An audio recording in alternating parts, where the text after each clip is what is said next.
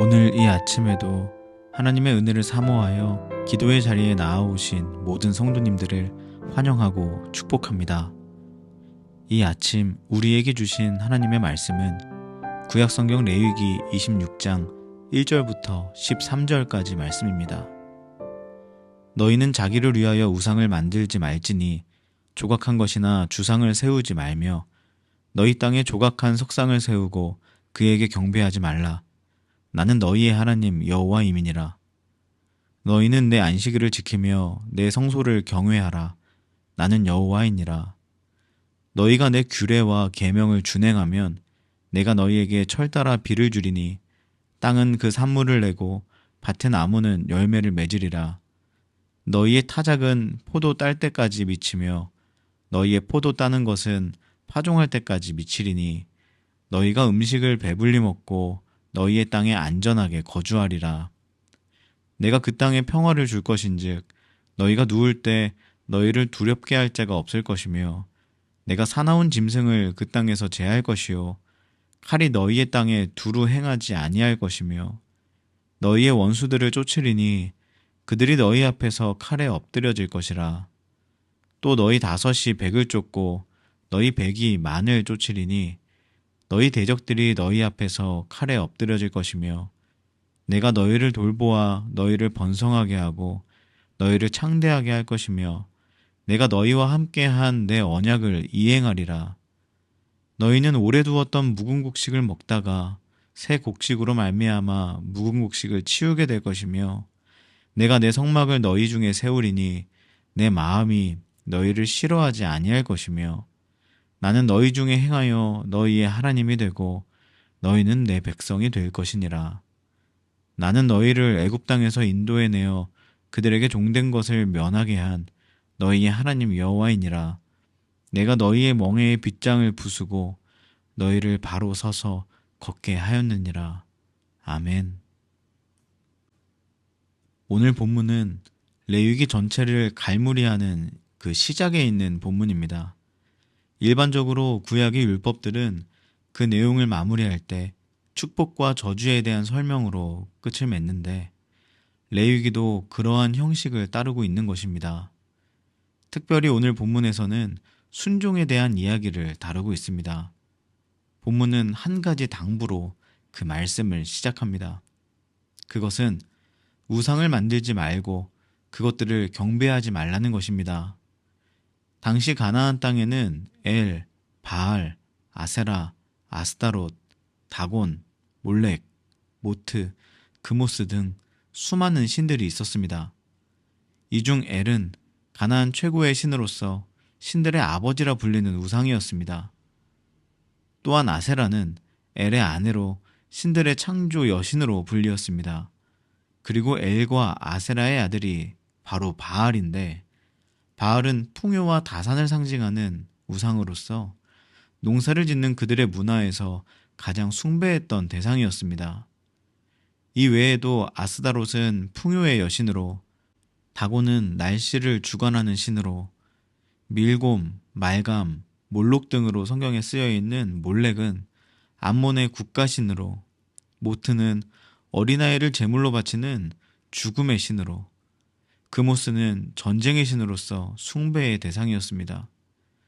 이는 모두가 당시 사람들이 생각하는 평화와 안정을 얻기 위해 만들어낸 그러한 신이었습니다.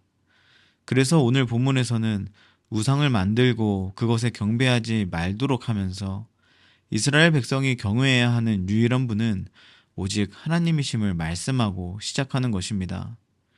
그들이 이 말씀처럼 오직 하나님만을 섬기고 하나님의 말씀만 순종하며 살아갈 때 그들은 그들에게 필요한 진짜 평안과 참된 안정을 얻을 수 있을 것입니다. 그러나 이스라엘 백성들은 그들이 사는 세상의 방식에 동화되어서 그것을 깨닫지 못하고 그들에게 필요한 것을 진정으로 주실 수 있는 하나님이 아닌 아무 능력도 없는 거짓된 우상신들에게 경배하고 있었습니다. 그래서 본문은 하나님의 말씀에 순종하는 인생만이 참된 평화와 안정을 얻을 수 있음을 3절 이하의 말씀에서 세 가지로 설명하고 있습니다. 그 첫 번째는 하나님의 말씀에 순종할 때 하나님은 우리를 먹이신다는 것입니다. 철을 따라 비를 주시고 땅에 소산을 얻게 하십니다. 특히 철을 따라 내리는 비를 이른 비와 늦은 비라고 하는데, 이는 경작을 가능하게 하는 비와 결실의 풍성함을 결정하는 아주 중요한 비였습니다. 즉, 하나님께서 우리에게 가장 적절한 때 가장 필요한 것을 주시며 우리의 생계를 그저 연명하는 수준이 아니라 배불리 먹을 수 있도록 넉넉히 보장해 주시겠다는 것입니다. 두 번째는 하나님의 말씀에 순종할 때 하나님이 우리를 보호해 주신다는 것입니다. 6절에 보면 하나님은 평화를 주시는 분이라고 말씀합니다. 우리를 두렵게 하는 것으로 가득한 이 세상에서 언제 우리의 마음이 공격을 받을지, 우리의 생명이 위협을 받게 될지 우리는 알지 못하고 언제나 죽음 앞에서 겁을 내며 살아갈 수밖에 없는 것이 우리 현실입니다. 그러나 하나님께서는 하나님의 말씀에 순종하는 자에게 든든한 보호자가 되어주시겠다고 하십니다. 그리하여 사나운 짐승을 제하시고 칼을 막으시고 원수를 멸하실 뿐만 아니라 9절에 보면 번성하고 창대한 복까지 주시겠다고 말씀하십니다. 세 번째는 하나님의 말씀에 순종할 때 하나님이 우리와 함께 하신다는 것입니다. 사실 이것이 순종하는 자에게 주어지는 가장 큰 복입니다. 순종을 통해서 배불리 먹고 안전하며 번영하는 것도 좋겠지만 그것은 좋으신 하나님이 주시는 좋은 것 중에 일부일 뿐입니다. 그러나 하나님이 우리와 함께 하심을 우리가 매일 경험하고 느낄 수 있게 된다면 세상 어떤 어려움과 고통 중에 우리가 있을지라도 하나님의 도움과 인도하심, 그리고 그 안에 누려지는 사랑을 풍성히 받게 되는 것입니다. 사랑하는 여러분, 간혹 우리는 자녀들에게 A 하면 B를 주겠다는 이야기를 할 때가 있습니다. 그때 여러분의 마음은 어떠하신가요?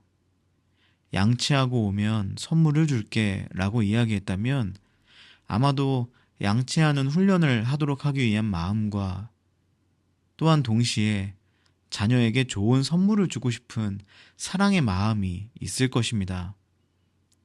우리 하나님 아버지의 마음도 그렇습니다. 우리를 하나님의 사람답게 자라게 하시고자 하시는 그 마음과 함께 우리에게 좋은 것을 주고자 하시는 그 사랑의 마음이 우리 하나님 아버지께서 우리를 향해 가지시는 마음입니다. 따라서 순종이란 그것을 통해 우리가 하나님의 사람답게 성장할 수 있는 방편인 동시에 하나님께서 주시는 좋은 것을 받을 수 있는 복의 통로이며 하나님의 그 사랑을 더욱 진하고 선명하게 누릴 수 있는 길입니다. 그러니 여러분, 오늘 우리의 삶에 순종을 결단해야 하는 순간이 찾아온다면 기쁘게 결단하고 순종하는 귀한 은혜가 있으시기를 축복합니다. 그리하여 저와 여러분의 인생에 하루하루 지날수록 더 하나님의 사람으로 자라나고 하나님이 주시는 좋은 것을 누리며 하나님의 사랑을 더욱 풍성히 알아가는 놀라운 축복이 가득하시기를 주님의 이름으로 간절히 축복합니다. 함께 기도하시겠습니다. 첫 번째 기도 제목입니다. 먼저 우리의 마음을 돌아보며 회개하는 기도로 기도를 시작하면 좋겠습니다. 이 세상에 나의 만족을 위해서 내가 의지했던 수많은 거짓된 것들을 모두 내려놓고 하나님만을 구하겠다는 결단의 기도를 드립시다. 하나님, 하나님만을 경외하게 하옵소서. 적극적으로 세상을 의지하지는 않더라도 살다 보면 은연중에라도 세상의 것들을 의지했던 연약함이 내 안에 있습니다. 오늘 이 하루 나의 마음을 오직 하나님께만 두고 하나님만 예배하는 모습으로 살게 하옵소서. 두 번째 기도 제목입니다. 오늘 하루를 살아가며 하나님의 말씀과 세상의 가치가 만나는 지점에서 오직 하나님의 말씀에 순종하는 선택을 할 수 있도록 함께 기도하면 좋겠습니다. 하나님, 오늘도 많은 선택의 순간이 나의 삶에 찾아올 때 하나님의 말씀이 기준이 되어 그 말씀에 순종하기로 결정하고 순종의 길로 나아가는 제가 되게 하옵소서. 그리고 마지막으로 우리 개인의 기도 제목을 놓고 우리 가정과 사귐의 교회를 위하여 나라와 열방을 위하여 한 마음과 한 뜻으로 기도하며 나아가겠습니다. 함께 기도하시겠습니다.